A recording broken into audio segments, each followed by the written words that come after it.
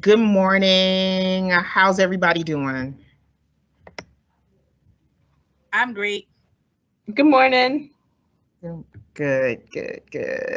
It's Friday, so I'm not going to hold you long, but I do want to kind of just put something in your mind. I know that everyone's busy with testing and also with collecting devices, and you probably have a long to-do list, but this is just the agenda. We're going to really move into talking about collection mapping, and I wanted to do this because last week we met as a group and the collection, we got a lot of information. So going behind the scenes is what I wanted to call it. And then I probably should use books, but I feel like we do a lot of work that's behind the scenes that no one sees.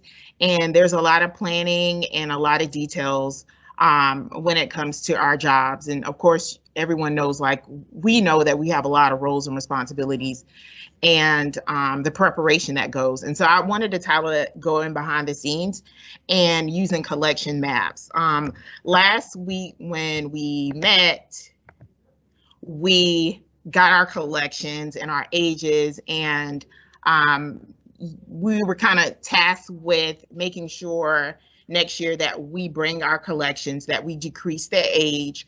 And so I wanted us maybe as a group, because it's four of us, to work together when it comes to our collections. And so we're all familiar with the South Carolina standards for school library resource collections. And the Appendix B, I'm just going to show you. It's on page 16. And we've all seen this document that kind of details aligning our curriculum and our collection. And so I wanted us to try to see if we can come up with a plan that would benefit all of our students, sixth, seventh, and eighth grades. I think we are probably the smallest group of librarians, and we have the, I guess, least amount of grades, like 6, 7, and 8. We got 3 grades. So I was thinking it would be beneficial if we worked together on a collection mapping project. So I'm gonna go back to my presentation. Just gonna keep going and talk about collection mapping. I know we're all familiar with it as a way to evaluate our collection as far as collection development, but I was thinking that we would have like 3 goals, which is of course decreasing our collection age. That is probably weeding, is probably the most time-consuming task. Collection development is time-consuming, but I was thinking I'm open to, if you need assistance with weeding, I'm open to assisting you, of course, based on, what you would like to do. I'm not going to come in and just take all the show, but you could, I'm willing to assist, and I sometimes feel like when other people outside of the profession assist with weeding, things can get a little bit tricky. So I was willing to volunteer my time, especially at the beginning of the school year when we start back that week before teachers. I'm willing to assist, and I was thinking, since it's 4 of us, we could really support each other when it comes to decreasing the collection age. Also, student interest. I know 6th, 7th, and 8th grade is a tricky time. We want to keep them reading. Like, my 6th graders are really good at reading.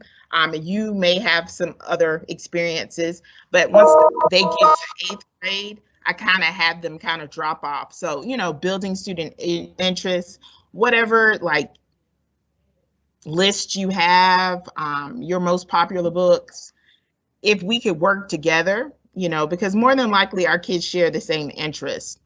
And so that I thought would be another part of us meeting our goal. And then I guess the largest task would be the resource alignment. And how is our collections actually meeting the standards? meeting the curriculum goals. And because we have those 3 grade levels, what could we do together? So curriculum standards, I think we all have access to the standards. We can have conversations, we can interview teachers. Tidal wave online collection analysis, I know we use that a lot. Circulation reports, pacing guides, textbook, the table of contents, benchmark tests. Those are some of the tools and strategies that we could use to kind of see if our collections are aligned. I don't believe that we have curriculum maps for each grade level or each subject. So I think it would be very hard for us to try to create like a detailed curriculum map for each subject. And I'm thinking if we can work together and have conversations with our teachers and kind of see what they need, it may not be as detailed as a curriculum map, but it would help our collection map. And so now it's your turn. I want to kind of get your input about how we can approach this project as a group, whether we look at breaking down the grade levels, like a 6th grade, like one of us takes 6th grade, or one of us takes 7th grade, or one of us take 8th grade, or whether we want to just break it down by subjects. But I feel like this is a time-consuming project, but I think it would have like multiple benefits. Like this would be helpful for our new teachers that are coming in with how to use the library. Also for our veteran teachers who we might not see as often. This will be like a great resource or reference. And it would also help us when it comes to collaboration, like planning events, our programming, and having more so of like an intentional approach to like how we're collaborating with teachers. So I just want to get your feedback about like, what do you think we could do to get this rolling, or, you know, what would be the best approach? I have a student interest survey that I can share. I just did it on, I can't remember if it was Forms or whatever the other one is, but I could share that. It's pretty great at getting some feedback to help kind of guide, maybe get some of the more of the student interest aspect covered, if that makes sense. Yes, that would be great. It's really kind of eye-opening. Yeah, because I know I have students who will come in and say they want something, and I may write it down, but keeping up with sticky notes, it's hard. But you said it was eye-opening? Yeah, because one of my questions was like, how many books do you have like available at your house? And like, how many times do you go to the library? Do you have a library card? Like, kind of things like that too, just to kind of gauge where, like, how they're utilizing the library or how they've utilized a library when they come in. Oh, I love that, because I love you mentioned that, because I was like trying to think of like programming, and you know, September is like library card sign up month. And then I was thinking like, how could we collaborate with the local public libraries? Now, I know, Ms. Brown, your library in Holly Hill is new, right? It's been here for a minute, but I do encourage the kids to get the library card for library card sign up month.